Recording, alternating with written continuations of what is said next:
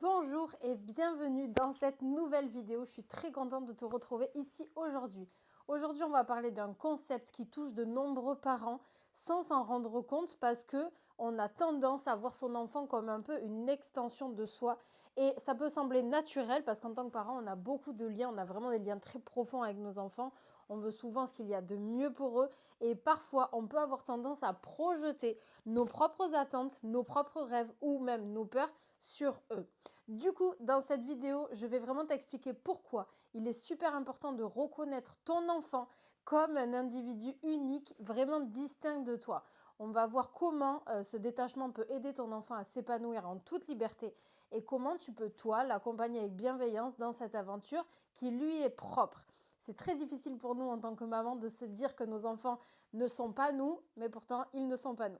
Mon objectif ici, c'est clairement de te donner des clés pour encourager son autonomie, son propre cheminement, tout en respectant justement l'amour et le lien unique que tu as avec lui. Voyons comment comprendre le concept de cet enfant d'extension de soi. Voir un enfant comme une extension de soi signifie qu'on a tendance en fait à projeter une partie de notre identité sur lui, à percevoir du coup ses réussites comme les nôtres ou à vivre ses échecs comme une forme d'échec personnel pour nous. En d'autres termes, on peut avoir l'impression qu'il fait partie de nous et qu'il nous reflète.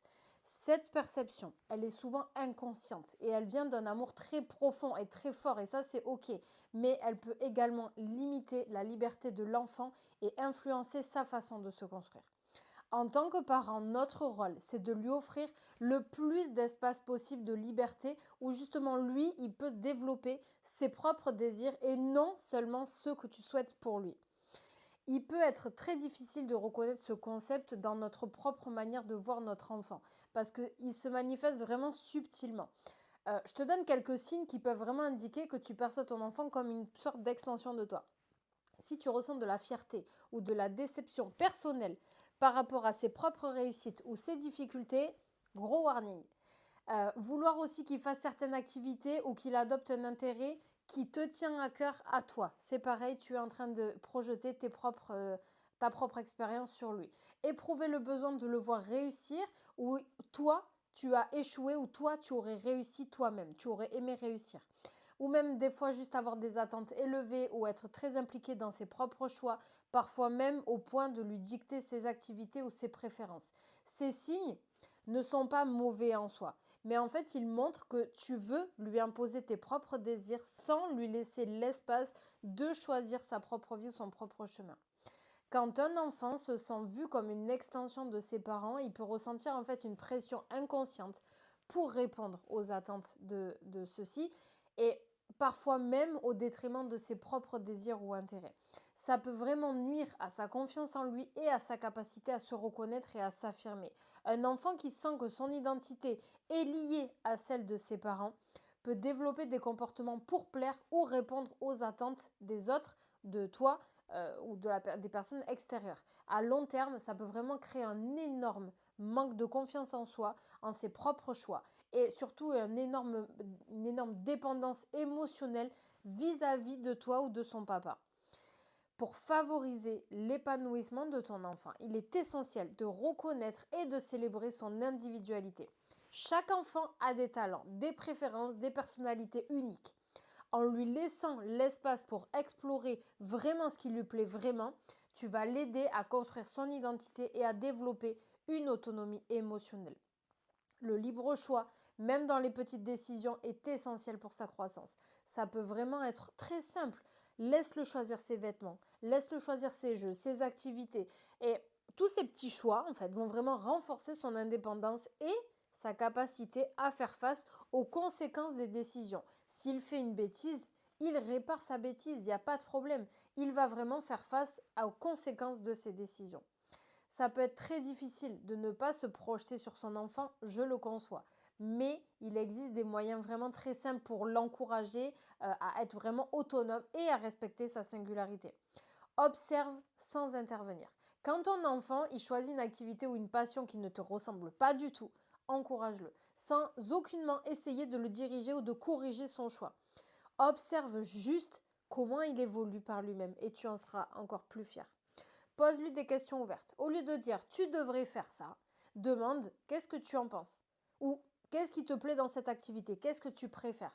Ces questions vont vraiment l'inviter à exprimer son choix, renforcer sa voix personnelle et vraiment reprendre ou comprendre comment avoir confiance en lui. Respecte ses préférences. Si ton enfant montre des goûts différents des tiens, montre-lui que tu les acceptes. Ça va être des goûts musicaux, ça peut être vestimentaire, ça peut être des choix de jeux, etc. En lui donnant vraiment la liberté, en lui faisant comprendre que maman est complètement OK avec ce qu'il choisit, tu vas vraiment continuer à créer ce lien vraiment très puissant avec lui. En tant que parent, il est très naturel de vouloir que son enfant ait le meilleur parcours possible dans le monde. Mais il est tout aussi important de reconnaître que ce parcours lui appartient. Chaque expérience, chaque succès, chaque échec fait partie de sa construction et lui apprend quelque chose sur lui-même. Ton rôle, c'est d'être à ses côtés pour le guider, mais aussi pour accepter que ses choix puissent être différents de ce que tu aurais imaginé. En lui laissant cette liberté, tu vas permettre de lui offrir la possibilité de devenir une personne vraiment autonome, confiante, capable de naviguer dans la vie selon ses propres choix, même s'il part au bout du monde et que tu n'es pas d'accord avec ça. Une relation saine avec ton enfant, ça se construit tous les jours avec des petites actions. Ça se construit avec l'encouragement, avec le soutien et surtout pas avec le contrôle. Ça signifie que lorsqu'il a besoin d'aide ou de conseils, tu dois être là, mais tu ne lui imposes pas de direction. Le soutien, ça se manifeste par une écoute attentive, des encouragements dans ses projets, de la confiance en sa capacité à apprendre, dans la sienne, en lui montrant vraiment que tu es là, peu importe ses choix. Tu vas renforcer ton lien en respectant l'individu qu'il est et qui grandit jour après jour.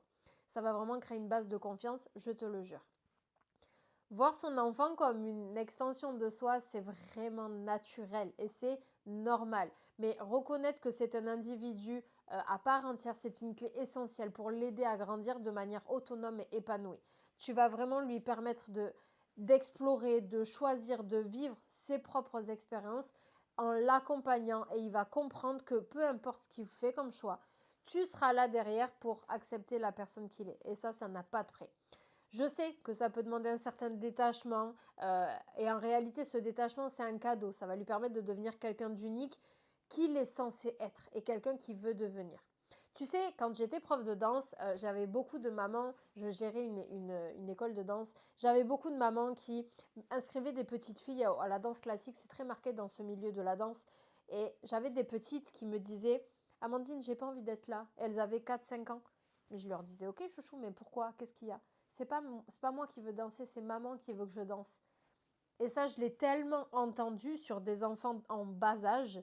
Je me dis qu'en grandissant, si ces petites filles n'ont pas osé dire, ou si nous, en tant qu'adultes, on n'aurait pas osé dire aux mamans, vous savez, vous devriez peut-être un petit peu lâcher, ça ne lui fait pas plaisir d'être là. Elle le fait pour vous. On n'entend pas après derrière, dans tous les cas. Mais en tout cas, cette petite fille, comment elle va grandir? Elle va toujours grandir dans les pas de sa maman pour faire plaisir à sa maman.